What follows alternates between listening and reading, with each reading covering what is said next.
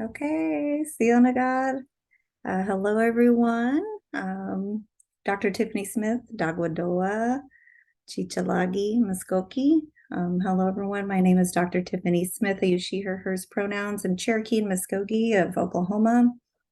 I currently serve as past IPKC chair, and I'm so happy to be here, be invited by my colleagues, my amazing sisters and brothers that are now leading and serving within the IPKC, and I love helping in any way possible. So I'm excited to be back to talk about NASPA proposal submissions. I currently serve as the ACES Director of Research. If you're not familiar with ACES, it's the American Indian Science and Engineering Society, though now we're just going by ACES purely. Our tagline is advancing Indigenous peoples in STEM. So really, we look at all aspects from PK through 12, all the way through professional experiences for Indigenous students and professionals within STEM fields and careers and supporting them. So I've been with ACES. I think I'm actually a couple days away from my 2-year anniversary, which is exciting. So living out the dream job, and I see a couple of my colleagues, my team members are on this call as well too. So excited to be here today. I did want to take a moment just to recognize the lands on which my feet are planted today and where I live, learn, and serve and teach every day. So I am currently in what is now known as Blanchard, Oklahoma, which is the southwest part of the state, just a little bit west of Norman, Oklahoma, where the University of Oklahoma sits.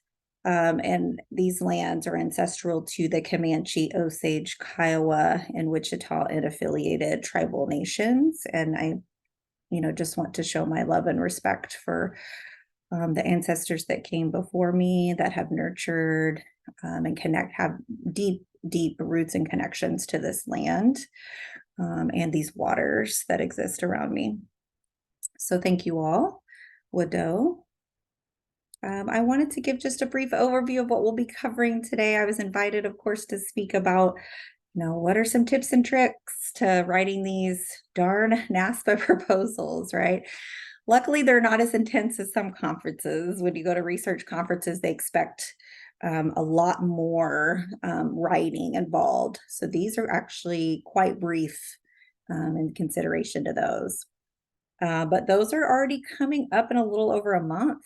Hard to believe we're about to be in August next week. And these are due by September 7th at 11:59 p.m. Pacific time. And that's because this year's conference is going to be in Seattle, Washington. So, we want everything's on Pacific time there. And so I want to talk about 4 different things today in regards to writing proposals. Number 1 is the importance of collaboration.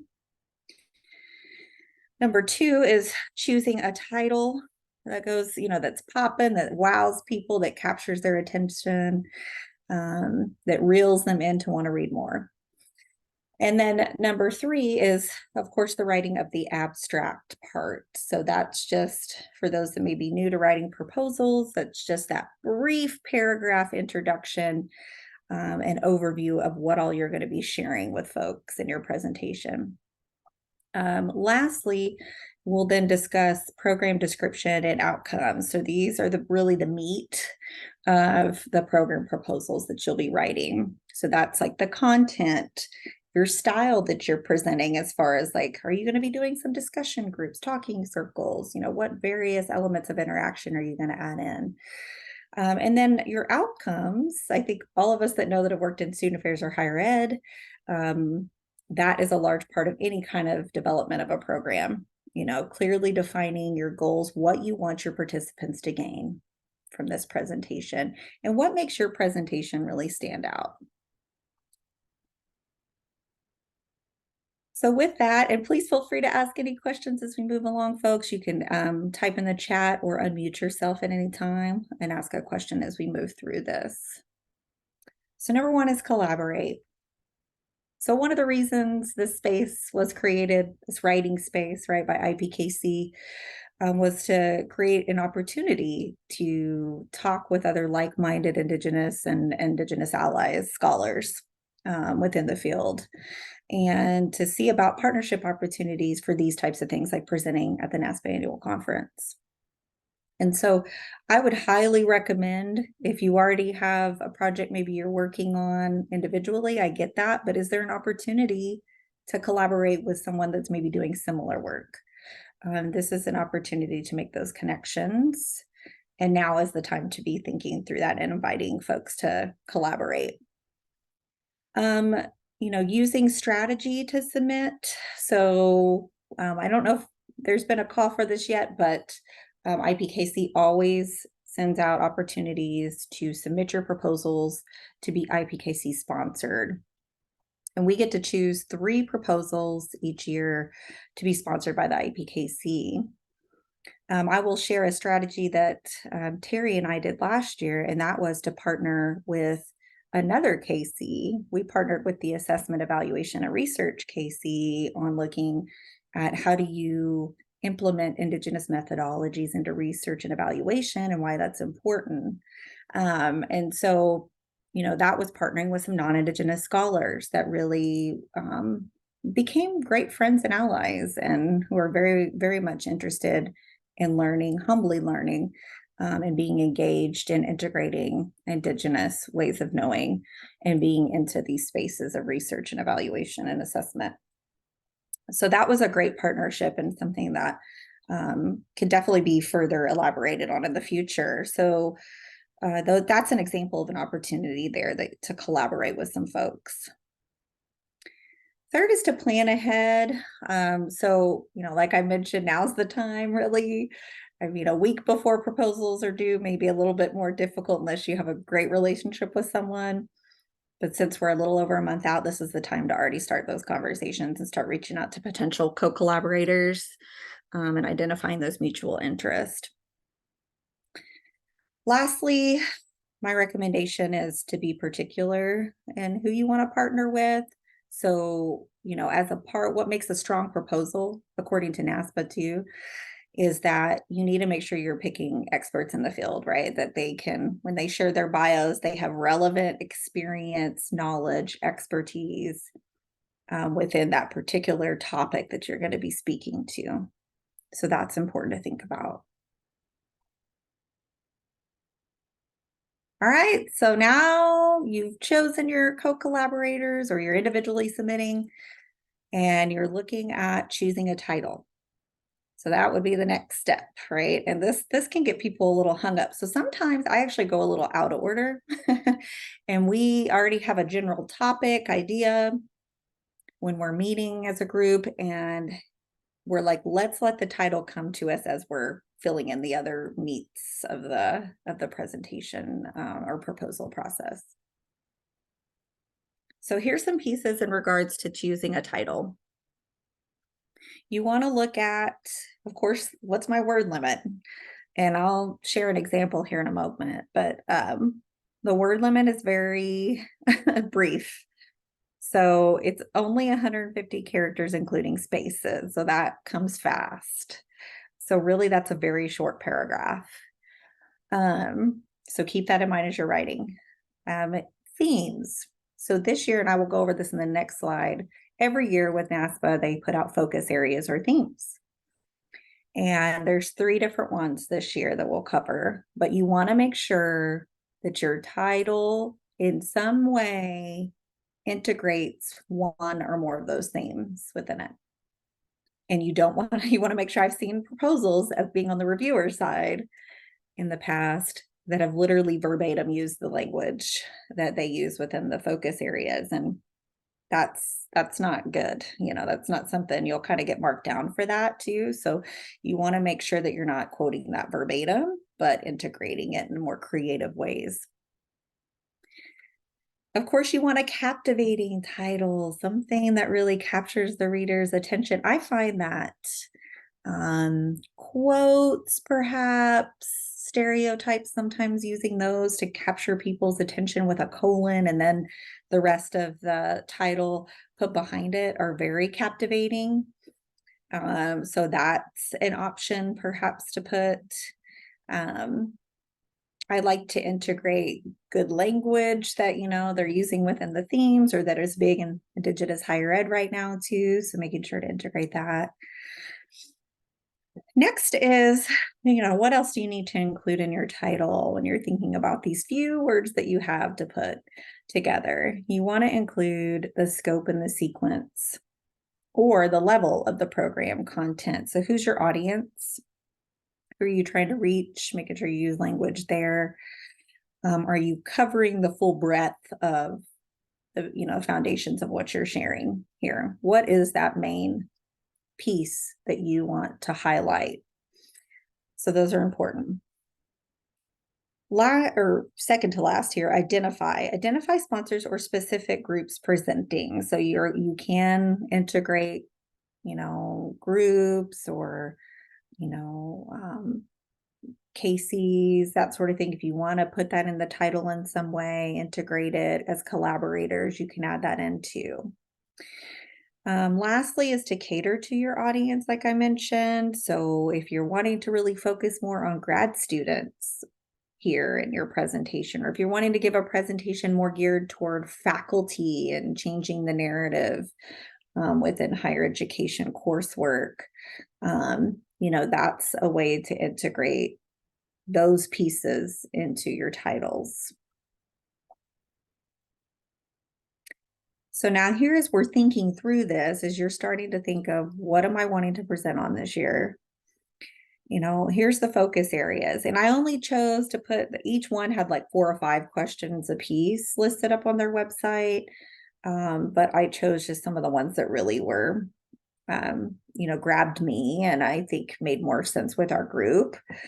And I'm excited to say, this year, the 2024 conference is, led by Pam Agoyo, who is our first Indigenous pillar of the profession, who was a co-founder of IPKC, who is Indigenous. And there are several Indigenous members leading each of the different groups within the, what we call the CLC, Conference Leadership Committee.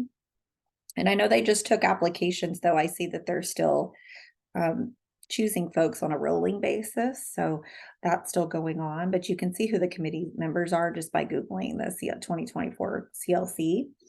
And there's a couple of former IPKC leaders on the team. So it's really awesome that this year we see a lot relative to Indigenous communities and how everything's worded. So the first one is navigating opportunities of uncertainty. I think this makes sense. I think we know if you have any pulse on where higher education is right now, after COVID, when there's, challenges to why is higher ed necessary, there's still challenges within our own tribal communities on our, do our youth need to go to college to start their career? There's other avenues, right, beyond higher ed options. So that's a big question, right, to think about when thinking about what we want to focus on. And in what ways can higher ed leaders and supervisors create an environment that inspires innovation and not exhaustion? Because I feel like in a lot of our meetings, we talk about how exhausted we all are. We're taking on a lot. There's a lot that affects our overall well-being and balance and harmony, and that leads to this burnout, exhaustion. And so how do we think through being innovative in times where we're having to do more with less? I really like the second theme of care and chaos.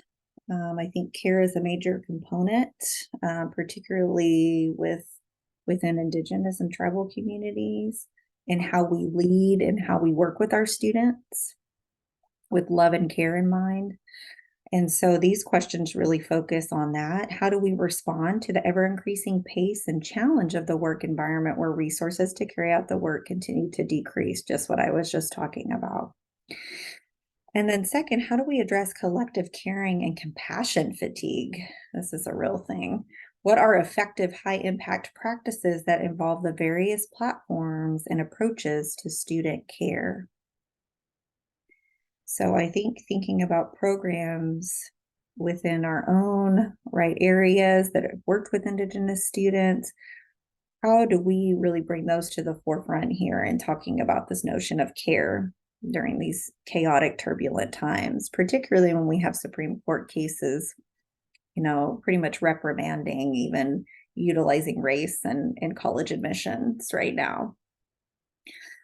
So the last one is one we're all very familiar with, the justice, equity, diversity, inclusion, and belonging, JEDI with the B added. I'm seeing that a lot everywhere. How are we maintaining, there were like 5 questions with this one, but these were 2 that really stuck out to me. How are we maintaining our values in the midst of attacks on the fundamental values of the student affairs profession? Like I said, with higher ed being challenged with these race, admissions things, we're going backwards in time from all the progress we've made, or there's an attempt to do that anyway. How does storytelling function? I love that really when I was reading all about program proposals on this year's pages, the theme really moves toward the storytelling element. And that our stories are everything. It's how we live, it's what we share. And so, integrating that storytelling component into the proposals will be important here. And I like this question of how does storytelling function as a political act to resist practices and policies that disparate, objectify, and dehumanize historically oppressed communities on college campuses. Really great, thoughtful questions, critical questions to be thinking about as you're thinking through your proposals and aligning whatever you want to present in one of these areas, or it could cover up, intersect through a couple.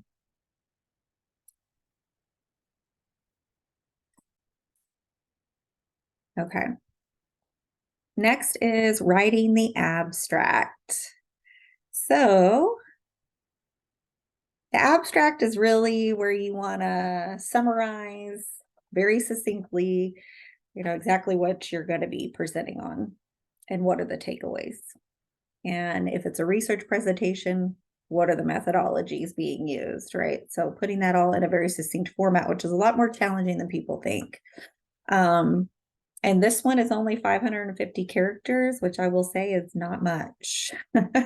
I'll show you an example on the next slide. So first you need to identify, which means, think about your program content. How is it unique? What do you want to really hone in on? What is your purpose and intent behind this program? What do you want people to gain from it? You're summarizing really briefly the content and the activities that you're going to be doing in these 550 characters. And then next is to stay concise, which is, I find to be very difficult for someone who likes to write quite a bit. Keeping to the word count and constantly checking in, having to edit, in iterative waves. Be direct and to the point as much as you can, and make the contribution to the field very clear, because that conceptual foundation, those are all very important pieces of an abstract. Lastly is have a tailored abstract. So keep it organized, very specific, and you want to really capture the reader like you did in the title from that very first thought. I've seen some really good ones with like quotes as like a way to grab folks in from the beginning, or making a very important stand at your first, on your first sentence. And then you want to assume that the reader knows nothing about what you're talking about in most aspects. So you want to define any acronyms, programmatic pieces that may be specific to your program, your community, your college campus, your organization. You want to make sure that's very clear. So here's an example, and I hope Terry doesn't mind, but this is one that we co-wrote for last year's presentation in collaboration with the AERKC. And this took many iterations, right, Terry, to get at this, but this was really beautiful, with starting with this quote piece that we mentioned from a powerful Indigenous scholar who's very well known across Indigenous higher ed in relation to Indigenous methodologies. And so we started with this, and then we moved into as you can see, we summarized it in one sentence, and this was 522 characters, so just under that limit, right? the last sentence says the session challenges the foundations of assessment, evaluation, and research in student affairs and addresses how Indigenous decolonial methodologies can expose, critique, and rebuild our approach to how we view assessment through an equitable lens. So, if we're going back, we kept it concise. I think we made it distinguished with our powerful quote and the content of what we would include in that abstract. I think I did end up writing out this acronym once we submitted too, so to make sure people understood what that meant, even if we think they might know, we don't know, they'll know. So those pieces were all added in to make a really strong abstract. Are there any questions before I move on to the next section?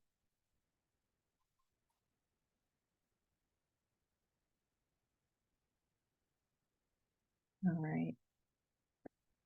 Fourth step is description and outcome. So here's the big part of it, the big really body of your presentation.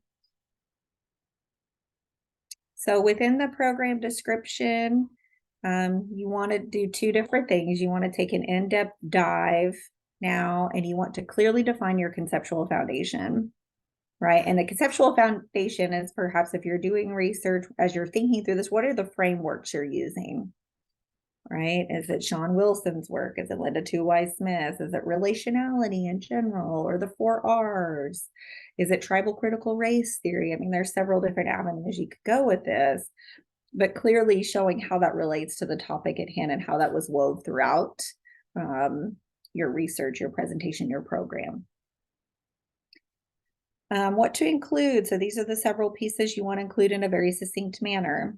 And I'll show you what we did after this. But so you'd want to include background information on the topic. You want to include the overview of how the presentation is going to run. So this can be a bulleted list at this point. It doesn't have to be written in a paragraph form. The description of the format too. So, how are you running this? Are you having Q&A at the end? Are you doing some sort of interactive piece? What are you doing and for how long? So you want to define if you're doing a 50-minute presentation or hour and 15, however long, you want to divvy up that time. Again, if it's research, I mentioned this part of including the methods and all of that into this piece of the program description. So with that, let me pull up the proposal from last year.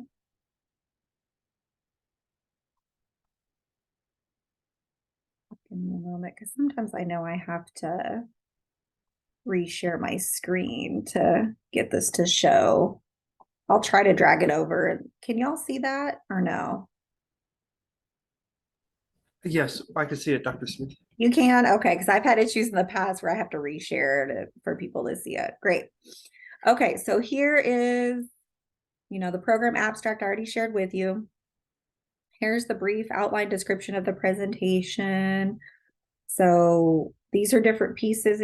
I like to go ahead and look ahead in the program proposal, like when you go into the system, what are the questions they're going to be asking? And I put it into a spreadsheet just like this. And then our team can co-work on it, right? So brief outline, goals of the program learning outcomes. Here is where we focused on what our outcomes are, which I'll go through that in a second because that's the next piece.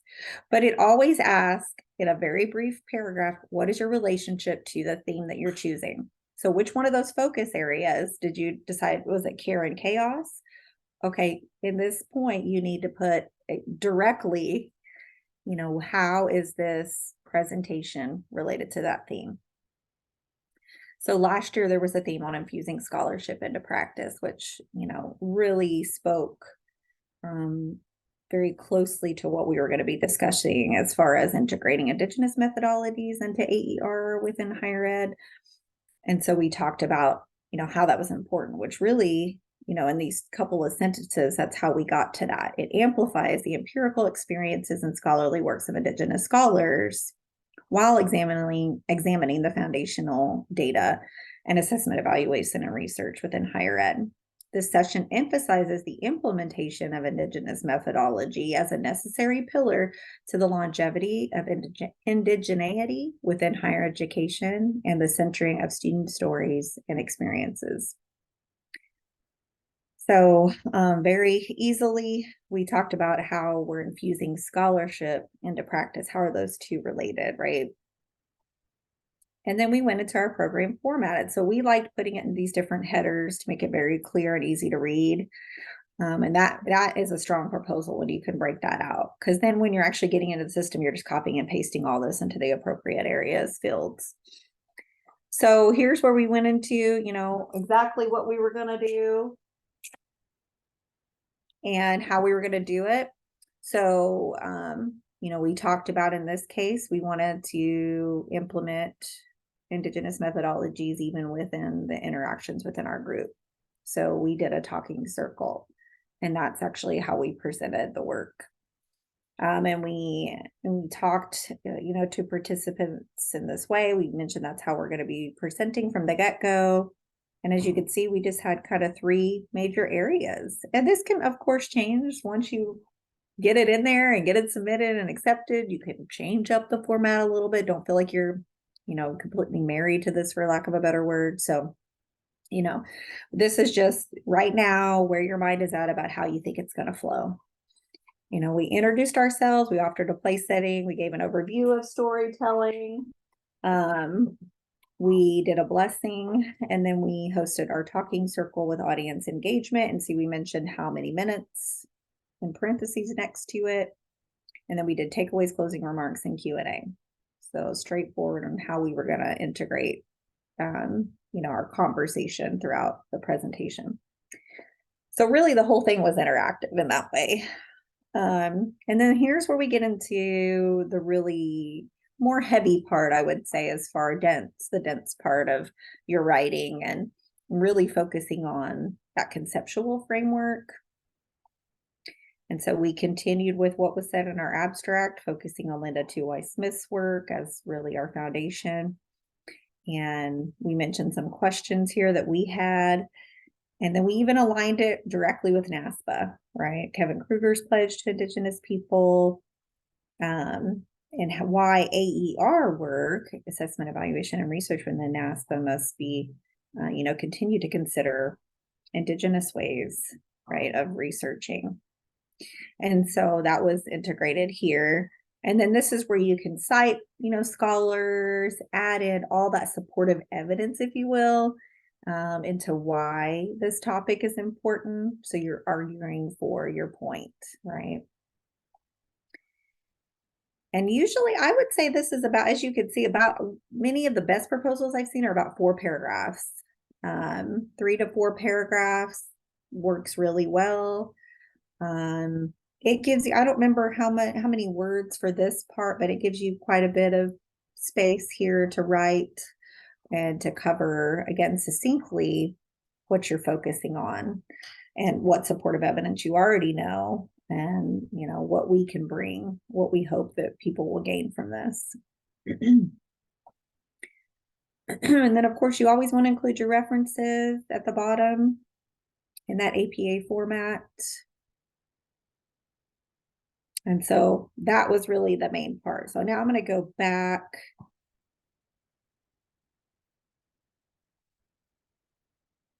to where we were. So now moving to the outcomes. So the outcomes were, of course, those statements that were toward the beginning of the proposal I was showing you. And so as far as effective learning outcomes, there's kind of 4 breakouts of that. You want to define. So you want to, a good example is the new Bloom's revised taxonomy. And you want to consider, as you're thinking through the outcomes, you want to consider all these pieces of it and questioning, which I'll go ahead and go to the next slide so you can see Bloom's taxonomy laid out. And so you want to be looking at producing new or original work, evaluation, justifying stand or a decision that you have, analyzing, draw connections among these conceptual ideas. You want to apply the knowledge then. You want to understand it, explain the ideas or concepts clearly. And then lastly is remembering. So recalling facts and basic concepts. You need to restate oftentimes again, beginning, weaving all the data throughout, and then at the end, coming back to the crux of what your proposal is focusing on. So that's a good example of how you would work through that if you needed that.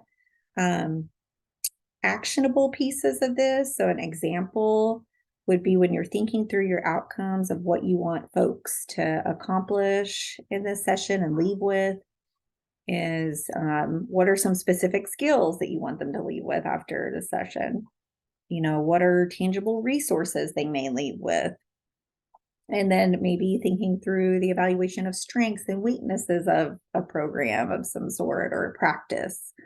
What questions, what things are you going to give them some things to think about and leave with at the end of this? Identifying how. So you want to think through in your outcomes how the learner will achieve this too. So not only are you stating what, you're also thinking through how. And I think this will make more sense too once I show some examples. And so some other questions that I think are helpful in guiding your thinking on this are, what are the goals of the presentation? Again, it seems sort of redundant, but what are the skills or knowledge that's going to be gained? And will the participants then have evidence of what they have learned, right? So will they have some things to draw upon after seeing your presentation and participating? So going back to our proposal from last year as an example, I'm going to go back up to those learning. There we go. Goals of the program or learning outcomes. So we're saying there's these three main outcomes. I think you can put up to 5 or 6 within NASPA's system, but you don't have to have that many, right? So I think 3 is always a good foundational number to stick with. If you have more, great. But these were the 3 we really focused on. To examine the foundations of AER in the field of student affairs and address how decolonial methodologies can be used to expose, critique, and rebuild our approach to how we view assessment through an equitable lens. And as you'll see, we kind of reworded some things that we had already included in our abstract as well, too. We took from that abstract of this is a piece that we want folks to understand.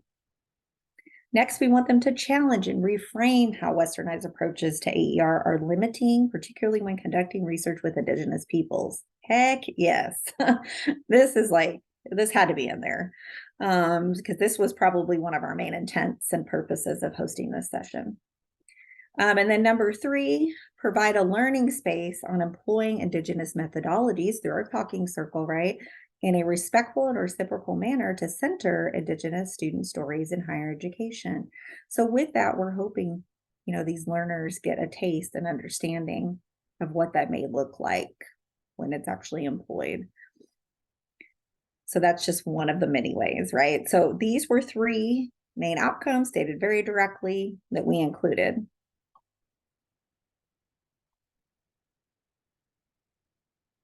Any questions?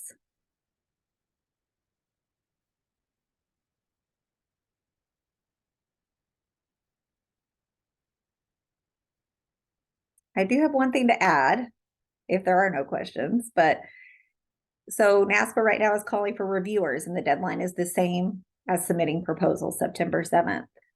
And then if you're, of course, submitting a pre-con, it's August 3rd. So it's already next Friday. And also if you want to be a reviewer for those, that deadline's the same, August 3rd. So I would highly recommend, I plan to submit to be a reviewer. I've been one before. I've also served on the CLC. So I've seen that side of how they go through proposals in different iterations, just their committee. So want y'all to be aware of kind of how that runs and how important it is for you all to serve in those reviewer positions as Indigenous scholars, because this is your opportunity to provide feedback. And I hate to be direct, but sometimes to find posers, non-Indigenous people trying to submit Indigenous work, not collaborating with other Indigenous peoples. But you want to make sure, of course, as you review and provide feedback, that you're doing it in a thoughtful and constructive manner, not just being, hurtful or whatever. And so which NASPA gives all of that on this page. If you scan this QR code and you go directly to the reviewer page, it gives you all of that information. But I'll let you know that if once you apply, you just put in your information, your expertise area, what types of proposals you want to review. If you want to focus on Indigenous higher ed, you can put that in there.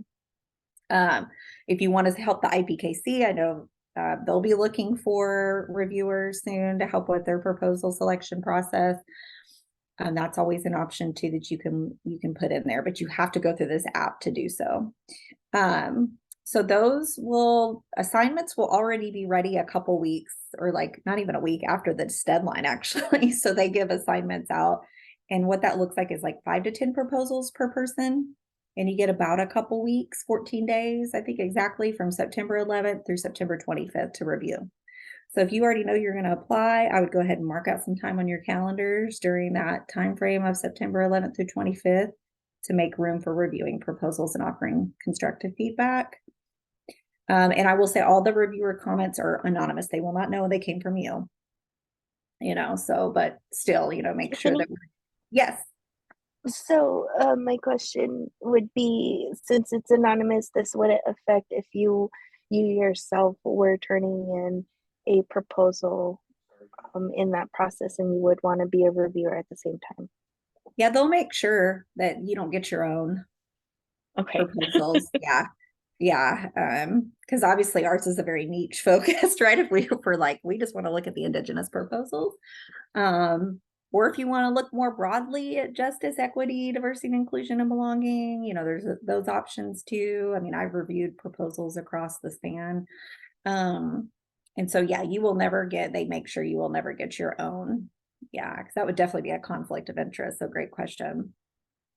And I will say the CLC then meets. So after you do your reviewer stuff, then a couple weeks later, they meet about mid-October and they do the final run through. And then folks get those notifications pretty soon after that. I don't know if it's like late October, November, somewhere around there. So that's the process. Again, highly recommend you to do this. Please join me in doing this. The more Indigenous scholars we get to be in these decision-making spaces, the better it is. We get a chance to have a say in how the conference is going to shape out to be. So thank you all for your time.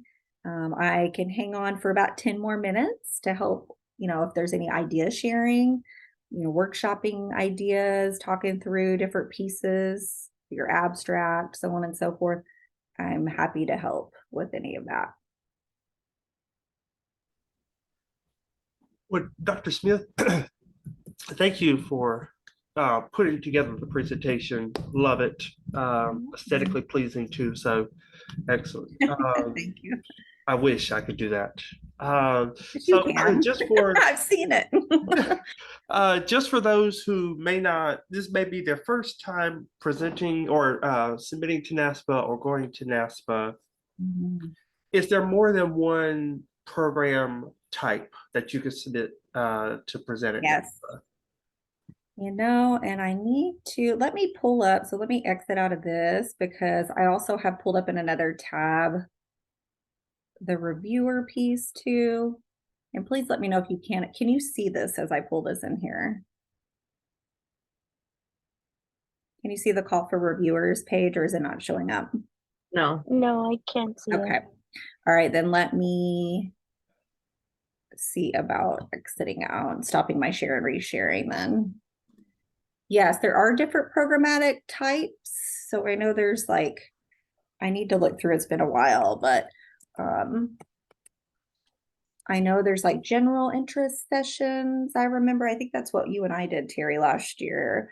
I think most of mine have been in that category just because it's more all-encompassing. There are more research focused. There's scholarly papers too. So there's different divisions there, which that is more if you want feedback on a scholarly paper, which is really helpful if you're working on a dissertation or an article in progress. You get feedback from other scholars in the field. And so again, this is where if you sign up for reviewer, you can also say, I would like to be a reviewer for scholarly papers, which I'm going to do. I like getting up there and giving that feedback in person. I found it was a lot of fun when I did it the year before last. And, there's not too many of us Indigenous scholars speaking to these things. And I felt there were several pieces that I was able to give a lot of contributions to the scholars that were up there presenting their work and integrating some Indigenous pieces within the work and what they were missing, leaving us out. So I think this is an important area to the scholarly papers. But I know there's different types. So let me see if I can find that, Terry, because that's a good question. Let me go to that page real quick. Yeah, so while you're searching that, Dr. Smith, yeah, I for sure as a grad student myself, I'm definitely going to be signing up as well to be a reviewer for research papers. That Yay. dissertation is coming up real soon. That's right. For skies, in the work too. So this would be a great opportunity there. And yeah. so So yeah, I know there's that format, general interest sessions, and like the essay speaks and essay. Essay speaks. I forget about that. Yeah. Essay speaks, essay stories. I don't know if anyone. What is the distinction between essay speaks and essay stories? April could tell you that. She served on that committee and done it. Yeah. Yes. So the year of COVID, the year after COVID, when we did it just virtually, was the creation year of doing Essay Speaks, which takes place in person on the main stage. So this one is your allotted time, 3 to 5 minutes, depending on how many people who submit for Essay Speaks as well. It's a particular story.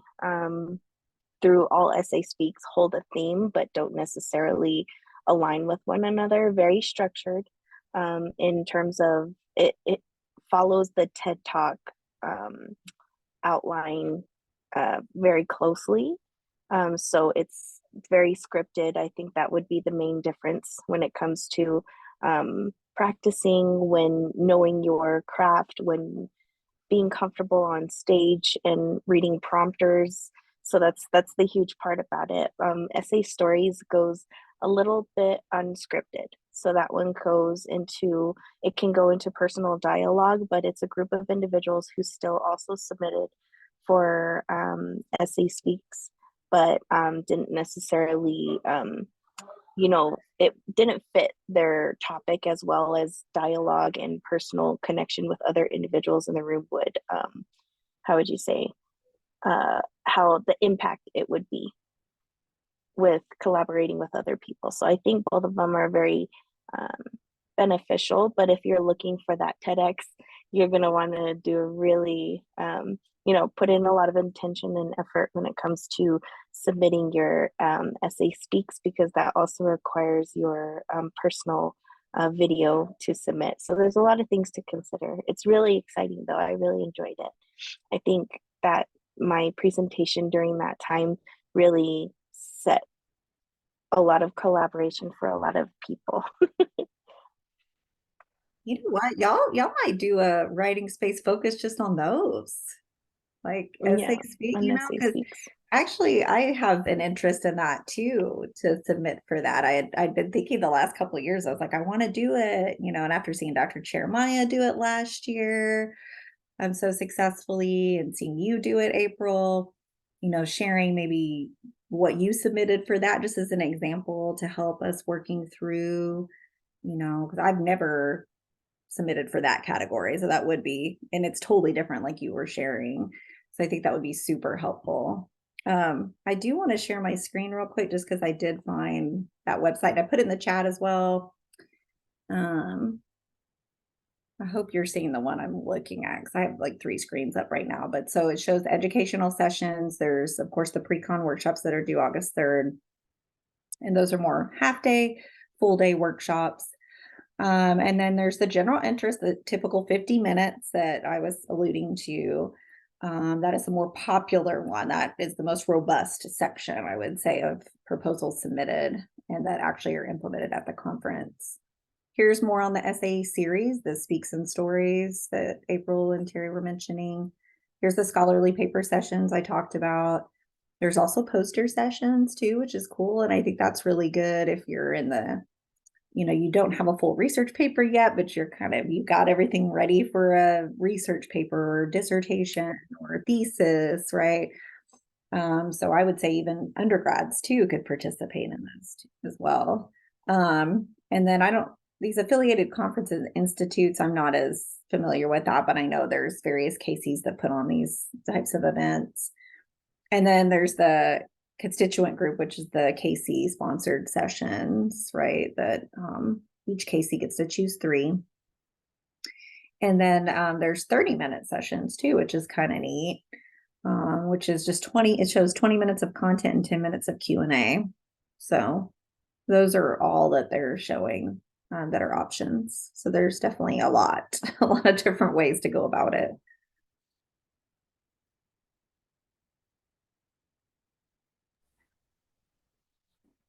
Well, Dr. Smith, we are truly appreciative of the wisdom that you have shared with us today. And I know that you have presented at NASPA many times, and I know you have to hop off here in just a second. So I guess in your departure, what's one piece of advice you could give to those who are worried about potentially presenting at a national conference? Use your passions to guide you. Like, don't be afraid. Don't let fear prohibit you from submitting. Like, just don't. That would be my biggest piece of advice. Because what have you got to lose? Submit, try it, learn from it, get that feedback. You'll get to see all the reviewer responses, whether you get accepted or not, which is helpful to, creating more iterations, making it better for future. You'll kind of learn more, of the direction you want to go if you don't get accepted, but they accept quite a few. And I think, particularly if you're focusing on Indigenous higher ed, I feel like we're in a good place where several of those will get accepted, on behalf of the IPKC, but then also the conference leadership committee too, since we have such great representation there. Because of the space we're going to be in Seattle. So I mean, I just think please just do it. Don't let fear keep you from doing it. That would be my biggest piece of advice. And there's so many of us. Ask for help, collaborate, and use these spaces that are offered.